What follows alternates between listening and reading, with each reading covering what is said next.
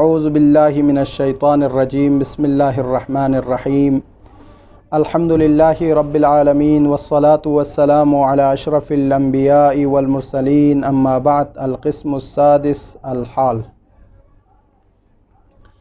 وهي لفظ تدل على بیان هیئت الفاعل او المفعول به او کلیہما الی آخرہ۔ چھٹی قسم منصوبات میں سے حال ہے۔ حال کہتے کسے ہیں اور اس کی تعریف کیا ہے اور اس کی مثالیں کیا ہے، اس کا مصنف تذکرہ کر رہے ہیں۔ فرماتے ہیں حال وہی لفظ، حال لفظ ہے جو کہ ہیئت پر دلالت کرتے ہیں۔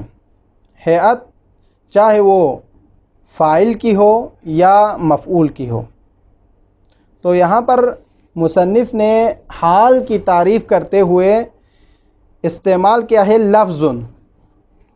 تو لفظ جو ہے جنس ہے، جنس سے تعریف کی ہے۔ لفظ جو ہے معرف باللام بھی ہو سکتے ہیں، غیر معرف بھی ہو سکتے ہیں۔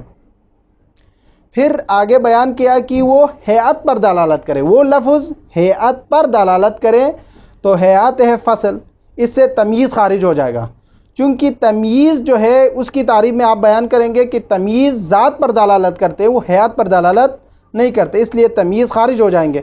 تو حال یہ ہوگا، حال کی تعریف آپ یوں کریں بعبارت دیگر، وہ لفظ ہے جو ہیئت پر دلالت کرے، چاہے وہ ہیئت فاعل کی ہو یا مفعول کی ہو۔ ٹھیک ہے، جب فاعل اور مفعول بیان کیا تو باقی جو جتنے بھی احوال ہیں، جتنے بھی حالات ہیں، ہیئات ہیں، وہ خود بخود کیا ہو جائیں گے، یہاں سے خارج ہو جائیں گے۔ یعنی فاعل کی ہیئت کو بیان کریں یا مفعول کی ہیئت کو بیان کریں یا دونوں کی ہیئت کو بیان کریں، اس کو حال کہا جاتا ہے۔ یعنی بعبارت دیگر آپ کو یوں کہیں کہ حال جو ہے فاعل جس حالت میں مار رہا ہو وہ بیان کر رہا ہے، اس کی حالت اور کیفیت کو بیان کر رہا ہے۔ مفعول کی حالت اور کیفیت کو بیان کرنے کا نام ہے۔ جیسے مثال دے رہے ہیں ابھی، جاءنی زید راکبا، دیکھو یہاں پر زید میرے پاس آیا راکبا، زید کا میرے پاس آنا کس حال میں تھا؟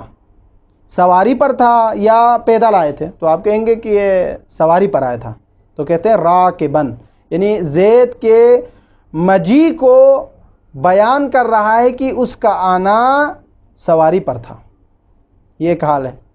اسی طرح مثال دوسری یہ ہے کہ ضربت زیدا مشدودا، میں نے زید کو باندھ کر مارا، ضربت میں نے مارا زیدا، زید کو، حالانکہ زید کی حالت جب میں اس پر مار رہا تھا تو مشدودا، وہ بندھا ہوا تھا، رسیوں سے بندھا ہوا تھا، تو یہ مفعول کی حالت کو بیان کر رہا ہے، تو اس کو کہتے ہیں حال۔ مشدود یہاں پر حال ہے۔ کبھی فرماتے ہیں کہ فاعل کا فعل الفاعل، فاعل کا جو فعل ہے وہ معنوی ہوتا ہے، یہ بھی یہاں پر بیان کرتے ہیں کہ کبھی فاعل کا جو فعل ہے وہ معنوی ہوتا ہے، کبھی جو ہے بیان کرتے کہ مفعول بھی کے طور پر بیان کیا جاتا ہے، اس وقت اس کے اندر جو ہے ضمیر کو یا استقرہ کو وغیرہ کو حذف کیا جاتا ہے، جس کے بارے میں انشاءاللہ ہم تفصیل سے پڑھیں گے، یہاں پر تفصیل سے بیان کیا ہوا ہے۔ ایک یہ احکام جو ہے تھوڑا مغلق ہے، اس کو ہم عبارت میں تطبیق کرتے وقت انشاءاللہ ہم بیان کریں گے واضح کر کے۔ آگے فرماتے ہیں حال جو ہے ہمیشہ ہمیشہ نکرہ ہوتے ہیں، ہمیشہ ہمیشہ حال نکرہ ہوتا ہے، اور ذوالحال جو ہے ہمیشہ معرفہ ہوتے ہیں، یعنی غالباً لفظ استعمال کے۔ غالباً کا مطلب ہوتا ہے کہ تقریباً 90% جو ہے مقامات پر وہ مثلاً جو ہے معرفہ ہوتے ہیں، وإلا وہ نکرہ بھی ہو سکتے ہیں۔ لیکن اگر ذوالحال نکرہ ہو تو اس صورت میں اس کا حال پر مقدم کرنا واجب ہے، تاکہ التباس کا خطرہ نہ ہو، صفت اور موصوف کے درمیان التباس کا خطرہ نہ ہو، اس وقت اس کے لیے مقدم کرنا واجب ہے۔ اور اسی طرح جو ہے حال جو ہے کبھی جملہ خبریہ ہوتے ہیں، اور اسی طرح جو ہے حال کے لیے کبھی عامل کو حذف کیا جاتا ہے کوئی وہاں پر قرینے کی وجہ سے، تو یہ سارے جو ہے تفصیلات انشاءاللہ آ رہے ہیں۔ القسم السادس الحال، چھٹی قسم منصوبات میں سے حال ہے۔ وہی یہ حال لفظ ہے، لفظ جب جنس ہے تو شامل کرتے معرف اور غیر معرف دونوں کو. تدل یہ لفظ دلالت کرتے ہیں علی بیان ہیئت الفاعل او المفعول، فاعل کی ہیئت اور مفعول کی ہیئت کو بیان کرنے میں. یہ ہیئت جو ہے فصل ہے، تعریف میں جو ہے فصل واقع ہوا ہے. ایک دوسری فصل او المفعول کہہ کر عطف جو ہے یہ جو ہے اس کے لیے فصل ہے، چونکہ فاعل و مفعول کہا تو باقی چیزیں اس سے خود بخود خارج ہو جائیں گے. یعنی حال بعبارت دیگر وہ لفظ ہے جو کہ فاعل اور مفعول کی حالت کو بیان کرنا ہے فقط، او کلیہما یا دونوں کی، فاعل کی یا مفعول کی یا دونوں کی. نحو جاءنی زید راکبا، زید میرے پاس آیا حالانکہ وہ سوار تھے. تو راکباً حال ہے، زیدن ذوالحال ہے، معرفہ ہے، حال جو کہ راکباً نکرہ ہے. اسی طرح وَضَرَبْتُ زَيْدًا مَشْدُودًا، میں نے زید کو مارا اس حال میں کہ وہ بندہ ہوا تھا. تو ضربت فعل و فاعل، زیدن جو ہے ذوالحال معرفہ ہے، مشدوداً حال نکرہ ہے. وَلَقَيْتُ عَمْرًا رَاكِبَيْنِ، میں نے ملاقات کی عمر سے اس حالت میں کہ وہ راکبین رکوب کی حالت میں تھے. تو یہ تیسری مثال ہو گئی اس کی. یہاں پر جو ہے راکبین بیان کر رہا ہے کہ کلیہما کو، فاعل کی بھی ہیئت کو بیان کر رہا ہے اور مفعول کی بھی ہیئت کو بیان کر رہا ہے. لقیت میں نے ملاقات کی، امرن امر کو، امر سے راکبین وہ حالت رکوب میں تھے، یعنی میں بھی اور وہ بھی، تو فاعل اور مفعول دونوں کے حالت کو بیان کر رہا. وَقَدْ يَكُونَ فِعْلُ الْفَاعِلِ مَعْنَوِيًّا، کبھی فعل فاعل کا جو ہے معنوی ہوتا ہے. نحو مثال کے طور پر زید فی الدار قائما، زید گھر میں اس حال میں ہے کہ وہ کھڑا ہونے والا ہے. زید فی الدار گھر میں ہے، قائما کھڑا ہونے والے ہیں. تو یہاں پر جو ہے فعل فاعل کو جو ہے معنی کے طور پر بیان کیا گیا ہے. اصل میں کیا ہے، لأن معناہ، فعل فاعل معنوی جو کہ یہاں پر موجود ہے وہ یہ کہ زید استقر فی الدار قائما، زید استقر فی الدار گھر میں مستقر ہے، قائما جو کہ کھڑا ہونے والا ہے. یہ ہے جو کہ فعل فاعل جو کہ فعل کو حذف کیا گیا ہے. استقر زید استقر فی الدار قائما تھا اصل میں. کبھی کبھار اسی طرح وَكَذَلِكَ الْمَفْعُولُ بِهِ، مفعول بھی کو بھی، مفعول بھی کے فعل کو بھی کبھی کبھار حذف کیا جاتا ہے. نحو هَذَا زَيْدٌ قَائِمًا، یہ زید ہے جو کھڑا ہونے والے ہیں. تو یہاں پر جو ہے ہا تنبیہ ہے، زا اسم اشارہ ہے، اور ہاذا جو ہے مبتدا ہے، پھر زیدن جو ہے خبر ہے، اور یہاں پر جو ہے مفعول بھی جو کہ معنوی ہے، زید جو ہے مفعول بھی ہے اور معنوی فعل اس کا معنوی ہے، قائمن جو کہ کھڑا ہونے والا ہے وہ حال ہے. تو یہاں پر جو ہے زیدن مفعول بھی جو کہ معنوی ہے اور قائمن جو کہ حال ہے. تو یہاں پر جو ہے فعل فاعل کے معنوی ہونے کو بیان کیا ہے، مفعولی حالت کو. فَإِنَّ مَعْنَاهُ، یہاں اس کا معنی یوں ہوگا اُنَبِّهُ وَأُشِيرُ إِلَيْهِ، میں نے تنبیہ کیا ہے، وَأُشِيرُ إِلَيْهِ میں نے زید کو اشارہ کیا ہے، قائمن جو کہ کھڑا ہونے والا ہے. وَالْعَامِلُ فِي الْحَالِ فِعْلٌ، یہاں پر عامل حال میں فعل ہے. کبھی کبھار یہاں پر یوں کہتے ہیں وَالْعَامِلُ فِي الْحَالِ فِعْلٌ. اسی طرح کبھی کبھار وَقَدْ يَكُونُ فِعْلُ الْفَاعِلِ مَعْنَوِيًّا وَقَدْ يَكُونَ الْعَامِلُ فِي الْحَالِ فِعْلٌ، کبھی کبھار حال میں جو ہے عامل فعل ہوتا ہے لفظاً، جیسے کہ نظر آتے ہوئے. نحو ضربت زیدا راکبا، ضربت میں نے مارا زیدا زید پر، راکبا حالانکہ وہ کھڑا تھا. تو یہاں پر جو ہے عامل فی الحال میں فعل ہے، ضربت زیدا راکبا. او معنن، یا جو ہے عامل فی الحال میں معنوی ہوتا ہے. نحو زید فی الدار قائما، زید استقر فی الدار قائما، آپ یوں کہہ سکتے ہیں اس کو جس طرح ابھی پہلے بیان کیا ہے. والحال نکرۃ ابدا، حال ہمیشہ نکرہ ہوتے ہیں. وذوالحال معرفۃ غالباً، لیکن ذوالحال جو ہے کبھی معرفہ ہوتے کبھی نکرہ ہوتے، لیکن اغلب اور اکثر مقامات پر یہ نکرہ حال معرفہ ہوتے ہیں۔ کما رأیت فی الامثلۃ، جیسے کہ ابھی اوپر والی مثال میں آپ نے دیکھ لیا، جہاں پر ذوالحال جو ہے معرفہ ہے اور حال جو ہے نکرہ ہے۔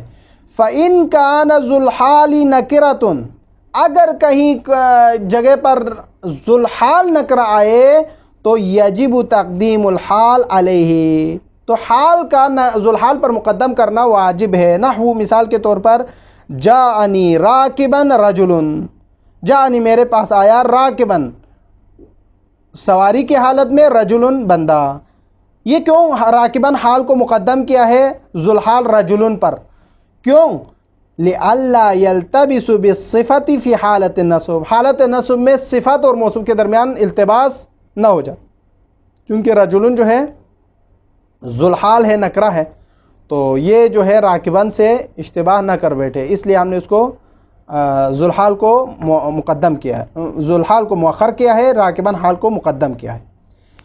لئلا یلتبس بالصفت فی حالت النصب، حالت نصب میں، فی قولک، جیسے کہ آپ کے قول میں رأیت رجلا راکباً، رأیت رجلا راکباً، میں نے رجل کو دیکھا حالت رکوب میں۔ اب یہاں پر معلوم نہیں ہے کہ راکباً میں احتمال یہ بھی ہے کہ یہ راکباً رأیتو جو اس کے لیے بھی حال واقع ہو جائے اور رجلاً کے لیے بھی حال واقع ہو جائے، دونوں کے لیے ممکن تھا، اس لیے یہاں پر ہم نے جو ہے رجل کو جو کہ ذوالحال ہے اس کو مؤخر کیا، حال کو مؤخر کیا، مقدم کیا، تاکہ جو ہے صفت اور موصوف کے درمیان حالت نصب میں اختلاف نہ ہو جائے، اشتباہ نہ ہو جائے، اس لیے۔ وَإِلَّا جو ہے رأیت رجلا راکباً میں یہاں پر اشتباہ ہو رہا ہے کہ راکباً کس پر عطف ہے، کس کے لیے صفت ہے۔ اسی طرح وَقَدْ يَكُونَ الْحَالُ جُمْلَةً خَبَرِيَّةً، وَقَدْ يَكُونَ الْحَالُ، کبھی کبھار حال جو ہے جملہ خبریہ بھی ہوتے ہیں، جملہ خبریہ بھی حال واقع ہوتا ہے، یعنی قد یکون سے معلوم ہوتا ہے کہ حال ہمیشہ مفرد ہوتے ہیں، لیکن کبھی کبھار وہ جملہ خبریہ بھی بن سکتے ہیں۔ نحو جاءنی زید وغلامہ راکب او یرکب غلامہ، میرے پاس زید آئے حال ہے کہ اس کا غلام راکب تھا، سوار تھا، تو یا جو ہے سوار ہونے والا تھا، تو یہاں پر جو ہے رکوب کی حالت کو بیان کر رہا ہے۔ جاءنی زید، میرے پاس آئے زید، وغلامہ، حالانکہ اس کا غلام راکب سوار تھا، او یرکب غلامہ، یا اس کا غلام سوار ہونے والا تھا، تو یہ جملہ خبریہ جو ہے حال واقع ہونے کی مثال ہے۔ وَمِثَالُ مَا كَانَ عَامِلُهُ مَعْنَى الْفِعْلِ، کبھی کبھار وَمِثَال مَا كَانَ عَامِلُهُ مَعْنَى الْفِعْلِ، کبھی کبھار عامل جو ہے معنی فعل میں بھی ہوتا ہے، جیسے نحو ھذا زید، یہ زید ہے، قائماً جو کھڑے ہیں، تو یہاں پر جو ہے معنی فعل اس کے اندر موجود ہے، ھذا زید، یہ زید ہے، قائماً جو کہ کھڑا ہے۔ فإن معناه، اس کا معنی یوں ہوگا، انبہ واشیر الیہ حال کونہ زیدا قائما، میں اس کو جب اشارہ کر رہا تھا، جب اس کو تنبیہ کر رہا تھا، تو یہ اس وقت تھا جب حالانکہ وہ کھڑا تھا۔ اس معنی میں عامل جو ہے معنی فعل میں استعمال ہونے کی وجہ ہے۔ اور اسی طرح آگے فرماتے ہیں وَقَدْ يَحْذُفُ الْعَامِلُ لِقَرِينَةٍ، کبھی حال میں عامل کو قرینے کی وجہ سے بھی حذف کیا جا سکتا ہے، کما تقول، جیسے آپ پڑھتے ہیں للمسافری، مسافر کے لیے، سالمن غانمن، ای ترجع سالمن غانمن، جو مسافر جا رہا ہو آپ اس کے لیے کہتے ہیں آپ انشاءاللہ صحت و سلامتی کے ساتھ واپس آ جائیں گے، تو یہاں پر ترجعو عامل کو حذف کیا ہے، جو سالمن کو نصب حال بنا کر نصب دینے والا ہے اس کو حذف کیا گیا یہاں پر، یعنی ترجعو سالمن و ترجعو غانمن، یہ جو ہے یہاں پر جو ہے حال منصوب ہے اور اس کا فعل جو ہے عامل جو ہے حذف کیا گیا، یہ بھی جائز ہے۔ یہ تھے چھٹا جو کہ حال کے حوالے سے بیان ہوگا، مکمل ہوئے۔ القسم السابع، ساتویں قسم منصوبات میں سے التمییز، تمییز ہے، تمییز کا لفظی معنی ہے جدا کرنا، لیکن یہاں تمییز سے مراد ہر وہ اسم ہے جو نکرہ ہو اس اور جو ہے یہ مقدار کے بعد، عدد کے بعد، کیل کے بعد، وزن کے بعد، مساحت کے بعد اس کا تذکرہ ہو، یعنی بعبارت دیگر تمییز کی تعریف یہ ہے کہ ہر وہ اسم نکرہ جو مقدار، عدد، کیل، وزن، مساحت کے بعد اس کا تذکرہ آ جائے اس کو تمییز کہا جاتا ہے۔ تمییز کیوں لایا جاتا ہے؟ تو کہتے ہیں چونکہ اس مقدار میں، اس کیل میں، وزن میں، مساحت میں مبہم پائے جاتے ہیں، معلوم نہیں ہوتا کون سا کیل ہے، کون سا وزن ہے، کون سا مساحت ہے، کون سا عدد ہے۔ اس کو اس مبہم سے خالی کرنے کے لیے، مبہم کو ختم کرنے کے لیے آپ تمییز استعمال کرتے ہیں، جس کے بعد آپ کو پتہ چلتا ہے کہ بھائی مساحت اتنی تھی، عدد اتنے تھے، کیل اتنی ہے، وزن اتنا ہے، تو آپ اس کے بارے میں جان سکیں۔ جیسے مثال کے طور پر یہاں بیان کریں گے، عندی 20 رجلا، میرے پاس 20 بندے ہیں۔ اب یہاں پر عندی 20 کہا، میرے پاس 20 ہیں، 20 تو معلوم ہے، ٹھیک ہے 20 ہے، لیکن کیا 20 ہیں، کس چیز میں سے 20 ہے، یہ آپ کو مبہم ہے، معلوم نہیں ہے کہ 20 کس حوالے سے کہہ رہے ہیں۔ پیسے ہیں، درہم ہے، دینار ہے، انڈے ہیں، کیا ہے، کچھ نہیں پتہ۔ لیکن جب آپ کہیں گے 20 رجلا، میرے پاس 20 بندے ہیں، تو آپ کو پتہ چلا بھائی یہ جو بات کر رہا ہے بندوں کی بات کر رہا ہے، رجل کی بات کر رہے ہیں، میرے پاس یعنی 20 بندے ہیں۔ تو یہ مبہم جو 20 کے اندر تھے 20 کے حوالے سے وہ ختم ہو گئے، تو اس لیے تو یہ یہاں پر جو ہے رجلاً تمییز ہے، جو کہ 20 عدد کے بعد آنے کی مثال ہے، ٹھیک ہے۔ اور اسی طرح جو ہے کبھی کبھار یہ جو تمییز ہے غیر مقدار میں بھی ذکر ہوتا ہے، تو جب یہ غیر مقدار کے لیے ذکر ہو تو وہاں پر وہ مجرور ہوگا۔ اکثریت کے نزدیک، اکثر نحوین کے نزدیک جب غیر مقدار کے لیے آنے والے الفاظ کے بعد اگر استعمال ہوتا ہے تو وہاں پر تمییز جو ہے منصوب نہیں رہے گا، پھر مجرور ہو جائیں گے۔